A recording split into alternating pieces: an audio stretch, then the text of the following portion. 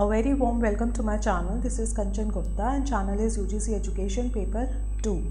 So today's topic is Assure model and we have covered with the last ADDIE model. Please go through my playlist and watch ADDIE model. Very well description है उसमें और आपका अच्छे से concept की clarity है. Now moving on to the next topic है Assure model. Before going further, please subscribe my channel for more coming up video. So ASSURE model क्या है, पहले इसके बारे में जानते हैं.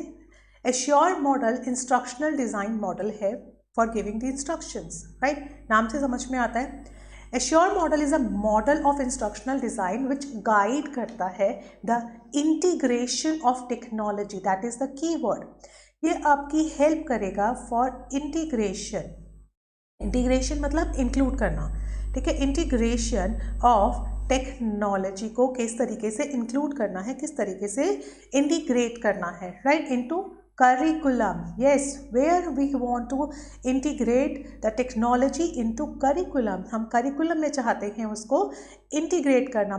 फॉर किस चीज़ के लिए चाहते हैं? For learning improvement. बच्चों की इम्प्रूवमेंट के लिए कि जो वो पढ़ रहे हैं उसमें इम्प्रूवमेंट आए, right. So keyword is integration. Now it is a sequence of operations. ये क्या है? एक सीक्वेंस में ऑपरेशंस चलते हैं. Developed for planning of technology. हमें टेक्नोलॉजी को अपने एजुकेशन सिस्टम में किस तरीके से, किस सीक्वेंस में यूज़ करना चाहिए और करते हैं, वो ये एश्योर मॉडल आपको बताता है. That helps the teachers to design and improve the most convenient educational environment. जिस education environment में टीचर पढ़ा रही है उस में जो वो टेक्नोलॉजी यूज़ कर रही है उसको किस सीक्वेंस में यूज़ करना है according to the learning behaviour of the child, of the learner. We have to arrange our technology. Like मैं अपना एक लेक्चर इंट्रोड्यूस कर रही हूँ क्लासरूम में. सो मुझे वो लेक्चर कैसे इंट्रोड्यूस करना है? थ्रू पीपीटी यूज़ करूँ या मैं ऐसे ही ओरली जो है प्रीवियस क्वेश्चंस पुट करके मैं बच्चों से अपना लेक्चर स्टार्ट कर सकती हूँ उनके प्रीवियस नॉलेज को जज करके. So I have to sequence all my events during जो मैं यूज़ करना चाहती हूँ अपने क्लासरूम में, और उसी में मेरा ADDIE model, ASSURE model help करता है. क्लियर? इसके डेवलपर्स कौन है? Earlier, Robert Hinch mentioned the Assure model in 1989 text में उन्होंने मेंशन किया था, जहाँ पर the new technologies of instruction जो ऑथर थे Michael Molenda and Russell, right. Later उसके बाद क्या हुआ था? गुस्टाफसन एंड पावेल 1991 में जाके उन्होंने रेफ़र किया कि Heinich, Molenda and Russell of the instructional design को उन्होंने रेफ़र, मतलब उनकी जो किए हुए काम को उन्होंने रेफरेंस दिया. रेफरेंस देने का मतलब होता है कि कुछ तो बात होगी ना आपके काम में, या कुछ तो पॉजिटिविटी होगी आपके काम में. रॉबर्ट हिंच कौन थे? 1946 में ही enrolled into Colorado State College and became a student assistant in a department which use the audio visual equipment को यूज़ करता था. He spent a lot of time developing films, materials and instructional material, but he later on published monograph. उन्होंने एक monograph को invent किया, right, उन्होंने publish किया, sorry. And in 1969 में he joined the Indiana University as a full professor. उन्होंने जो है अंटिल रिटायरमेंट वहीं रहे. Within this period he served as a president of AECT. ये बताने का मकसद ये है कि जब कोई इन्वेंट करता है तो उसके पीछे का बैकग्राउंड क्या है. दैट मीन्स कि वो काफ़ी वेल डेवलपर्स रहे हैं. उनके कुछ वर्क्स हैं जैसे legal barrier to ET, Educational Technology and Instructional Productivity 1976, Educating All Handicapped Children 1979, Instructional Media, The New Technologies of Instruction 1989. Instructional media and technologies आप देख रहे हो सारे ही जो उनके वर्क्स हैं that is depend on the ET, यानी कि वो भी एजुकेशन सिस्टम में टेक्नोलॉजी को इंट्रोड्यूस करके जो है टीचिंग लर्निंग प्रोसेस को इफेक्टिव बनाना चाहते थे. Molenda, right, from 1972 he was the associate professor रही हैं ऑफ इंस्ट्रक्शनल सिस्टम IST की at Indiana University. Doctor Molenda serve करती हैं चेयरमैन को of the ICT department from, उन्होंने एक जॉब किया फ्रॉम 1988 से 1991 तक. एंड हिज प्रोफेशन जो है फुल लेक्चरर के तरीके से उन्होंने जो है 1976 में काम किया. मेंबरशिप भी है बोर्ड ऑफ डायरेक्टर्स की AECT एंड प्रेसिडेंट्स भी रही हैं AECT की इंटरनेशनल काउंसिल में 1978 to 1979, राइट। देखिए काफ़ी जो है they are very much connected with the ET department, right, IT department, ET department. तो इन लोगों का हमारे एजुकेशन सिस्टम में ET को लाना और इंट्रोड्यूस करना, इंटीग्रेट करना, राइट, बहुत ही इंपॉर्टेंट चीज़ है। इंस्ट्रक्शनल मीडिया उनके वर्क्स हैं, द टेक्नोलॉजी, इस बुक पे जो है मिलांडा और उन्होंने जो है पीछे रॉबर्ट हिंच ने काम किया था, अगर आप देख सकते हो तो I will highlight this book. देखिए instructional media the new technology of instruction, इस बुक को नाम को आपको याद रखना है because this book is connected with both of the developers, right, and the another one is here, yes, just a second, yes, instructional media, the new technologies of instruction, 1989. now instructional media and technology of learning, उनका work आया था 1999 में, and then the search of the elusive ADDIE model जो था वो उन्होंने 2003 में, and ET definition with the commentary 2013. तो इनका काम चलता रहा। Another developer is Russell by 1993. Doctor Russell was a full professor रहे हैं ET at the Purdue University at Florida State University. He facilitated the courses, उन्होंने वहाँ पे काफ़ी कोर्सेज चलाए on I instructional system media पे, या जो है ID यानी कि इंस्ट्रक्शनल डिज़ाइन पे, इंस्ट्रक्शनल डिलीवरी सिस्टम पे, and principles of adult education पे। There are some of the work, again a book, right, instructional media the new technologies of instruction 1989। This book, इस बुक के ऊपर तीनों ने अपने विचार दिए थे, instructional media and technology of learning, another work, and technology and media for learning. देखा जैसे जैसे बढ़ता चला गया लर्निंग के ऊपर जो है ET के प्रभाव की बात होती चली गई। ये थे डेवलपर्स। अब आते हैं अपने मॉडल पे। एश्योर मॉडल क्या कहता है? अनदर अप्रोच है एक कॉन्सेप्ट को सीक्वेंस में प्रेजेंट करने की, राइट। जैसे फर्स्ट एनालाइज करना लर्नर को, S रिप्रेजेंट करता है स्टेट करिए यानी कि लिखिए स्टैंडर्ड और ऑब्जेक्टिव्स को, क्या क्या ऑब्जेक्टिव्स आपको देनी है। S अगेन S जो है सिलेक्ट द स्ट्रैटेजीज, सेलेक्ट कीजिए, टेक्नोलॉजी को सेलेक्ट करना, मीडिया को सेलेक्ट करना। Then U utilise that technology, media and materials. R is require the learner participation, and E represent करता है then after that evaluation and revise the process, right. अब एक एक करके आराम से डिटेल में पढ़ते हैं, राइट। चलिए फर्स्ट आता है एनालाइज द लर्नर। सबसे प्रायोरिटी होती है अपने लर्नर को एनालाइज करना कि उनका लेवल क्या है, right. Analysing the learner in many ways, another term of the conducting the need analysis. यहाँ क्या होता है? नीड एनालिसिस की, हमें क्या ज़रूरत है टेक्नोलॉजी को इंटीग्रेट करने की। Teacher needs to know the skills and abilities of the student. Teacher must know about their abilities, उनको वो पढ़ाने जा रही है। They are work within order to determine the where the students need to go. Teacher must know where the students need to go because she is the only one who decides the ET technology, है ना, educational technology to introduce into the classroom, जहाँ पर वो क्या करती है? Strong करती है टीचिंग लर्निंग प्रोसेस को। Another S is the standards and objective. Standards को सेट करना, ऑब्जेक्टिव्स को डिटरमाइन करना। इन एजुकेशन में there is a balancing act होता है बिटवीन नीड्स का एंड जो रिक्वायरमेंट्स हैं उनका। This step makes you aware of the balancing act. Another S is select strategies.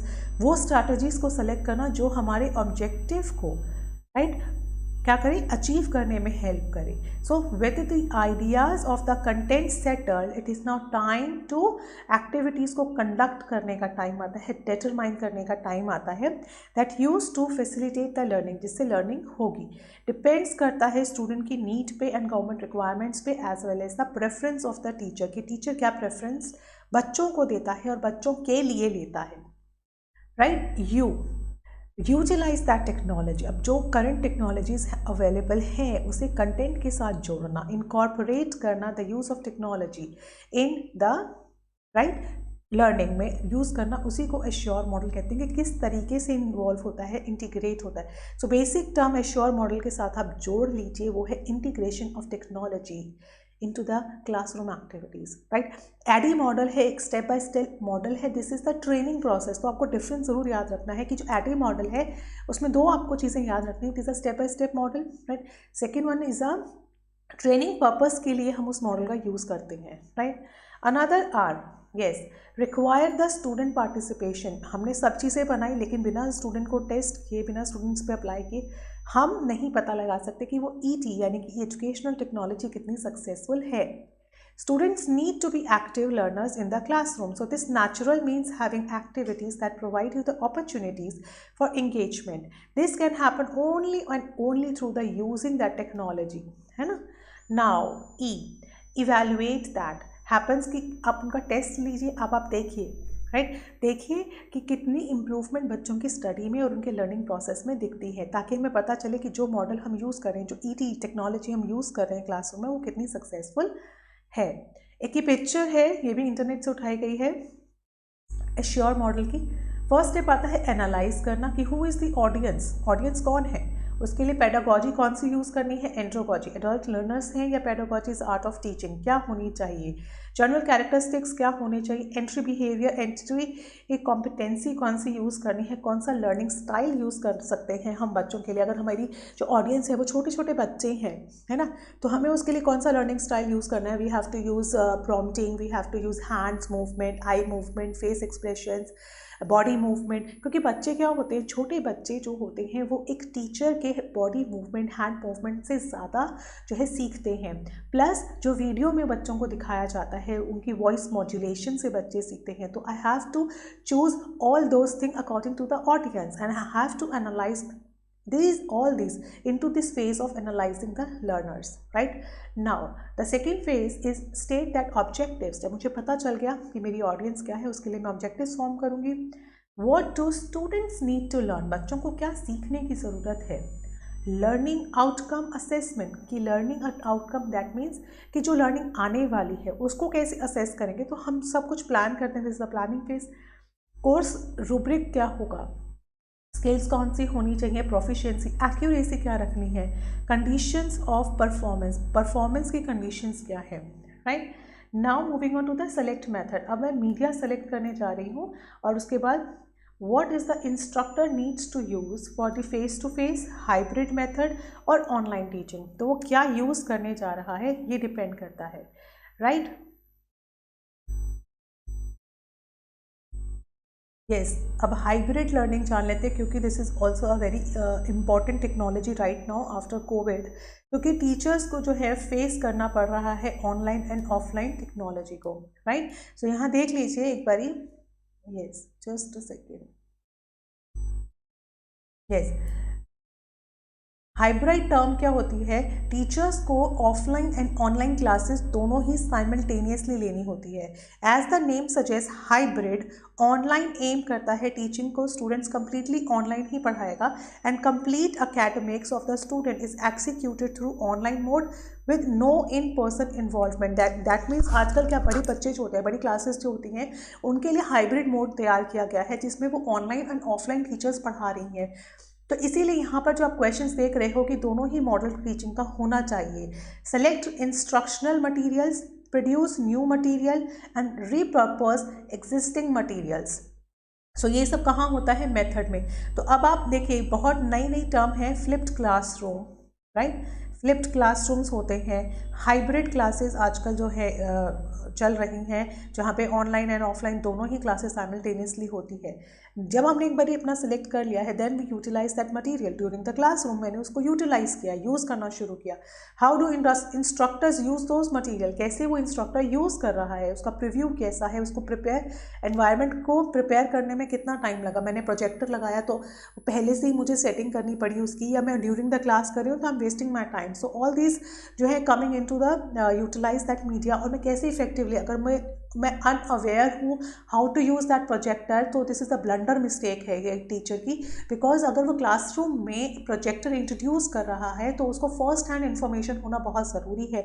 अगर इन बिटवीन प्रोजेक्टर नहीं चल रहा है, राइट, प्रोजेक्टर में कोई ख़राबी है तो एटलीस्ट उसको इतना नॉलेज होना चाहिए कि हो सकता है कोई स्लाइड गलत डल गई है या उसका पावर प्लग नहीं लग पाया है, वट एवर। लेकिन टीचर को क्लासरूम में जो भी ईटी जो भी एजुकेशनल टेक्नोलॉजी यूज़ कर रही है उसको फर्स्ट हैंड नॉलेज होना चाहिए कि इन बिटवीन इन केस अगर कोई ख़राबी होती है तो वो खुद हैंडल कर सके। अगर टेक्निकल प्रॉब्लम है, अगर कुछ अलग ही प्रॉब्लम है तो वो तो टीचर के उसमें नहीं है, बट एक फर्स्ट हैंड नॉलेज होना टीचर को बहुत ही ज़रूरी है। It provide the instructions. Now moving on to the during instruction, जब हम इंस्ट्रक्शंस दे रहे हैं तो पार्टिसिपेशन होता है लर्नर का, ज़रूरत है ताकि वो हमें बताएं कि जो हम ईटी यूज़ कर रहे हैं, जो टेक्नोलॉजी हम यूज़ कर रहे हैं वो कितनी इफेक्टिव है। स्टूडेंट्स विल एक्टिवली इंगेज रहता है इन डिस्कशन में, स्मॉल ग्रुप एक्टिविटीज़ में, फॉर्मेटिव असेसमेंट्स में, एंड देन हम उसका इवैल्यूएशन करते हैं एंड ऑफ द सेमेस्टर कि बच्चों को कितनी चीज़ें समझ में आई हैं, how this technology works and कितना वो जो इफ़ेक्टिव है, कितना जो है समेटिव इफेक्टिव है, कि इंस्ट्रक्शनल डिलीवरी कितनी अच्छी हो पाई है, बच्चों के रिजल्ट में कितनी इम्प्रूवमेंट है, ये हम इवैल्यूएशन और रिवाइज फेज पे करते हैं। तो आई थिंक आपको ये सब जो पिक्चर है वो क्लियर हो गई होगी। Now moving on to the pros and cons. हर एक चीज़ का, हर एक टेक्नोलॉजी का एक प्रॉज भी होता है, कॉन्स भी होता है। तो देखिए यहाँ पे क्या है कि देयर आर सेवरल बेनिफिट्स हैं। बेनिफिट्स मतलब it can be use not only in planning large units but small units में भी ये वर्क करता है। इट इज़ प्रैक्टिकल है, ईजी टू यूज़ है। The obvious relationship of their steps to their real world and its practical guidance and structure make it very easy to understand and apply. इसका structure ऐसा है कि इसको apply करना बहुत ही easy है। मतलब you can make your teaching learning lesson plan जो है very effectively with the use of assured model. Very suitable है for all type of learners के लिए, चाहे वो डिसेबल्ड हो, चाहे वो नॉर्मल पीपल हो, राइट। नाउ 21st सेंचुरी में दिस मॉडल अलाउ करता है integration and development of 21st century की स्किल एंड मोर प्रिसाइजली। वही बात है, देखिए पहले क्या होता था, लोग इतने अवेयर नहीं होते थे कि स्किल भी कोई चीज़ है या उसकी परफेक्शन भी कोई चीज़ है। आज की डेट में बच्चे फर्स्ट क्लास या नर्सरी में जाते ही पेरेंट्स इतने अवेयर हो गए हैं कि बच्चों में स्किल ढूंढते हैं। जब पेरेंट्स को स्किल पता चल जाती है, जैसे मेरा बच्चा है, अगर मेरा बच्चा स्पोर्ट्स में अच्छा करता है दैट मीन्स उसकी स्पोर्ट्स की स्किल्स काफ़ी अच्छी है, तो मैं उसको स्पोर्ट्स शुरू से ही मैं उसे स्पोर्ट्स में जो है इंगेज कर दूंगी। या मुझे लगता है मेरा बच्चा कैलकुलेशन में बहुत अच्छा है तो मैं उसको जो अबैकस क्लासेस है या आप उसको और जो क्लासेस हैं, रूब्रिक्स क्लासेस होती हैं, क्यूब्स की क्लासेस होती हैं, उनमें इन्वॉल्व कर दूंगी। तो ये सब चीज़ें पहले ही आपको जो है पता लगने लगी है through the ET technology. This the learner centred और स्टूडेंट सेंटर्ड मॉडल है। इट आउटलाइन करता है परफॉर्मेंस ऑब्जेक्टिव्स को, but unlike other models one step highlight the learner and how he will participate in the process. तो this is a very easy to use and easy to जो है आप class में use कर सकते हैं। But cons क्या है इसके कि like ADDIE it lacks a visual, however it's easy to use, it is easy to create one. That means इसको क्रिएट करना यूज़ ईजी है बट क्रिएट करना थोड़ा डिफ़िकल्ट टास्क है। बट उसके पीछे जो है जो इसके फ़ायदे हैं वो ज़्यादा है, नुकसान कम है। सो आई होप आपको मेरा ये क्लास जो है लेक्चर है पसंद आया होगा। So before moving please subscribe my channel और मेरी आने वाली कमिंग अप वीडियोज़ को देखते रहिए, प्रीवियस वीडियोज़ को सर्च करते रहिए, थ्रू आउट पढ़ते रहिए। Learning never stop. So thank you so much and subscribe my channel. Have a nice day. Bye bye.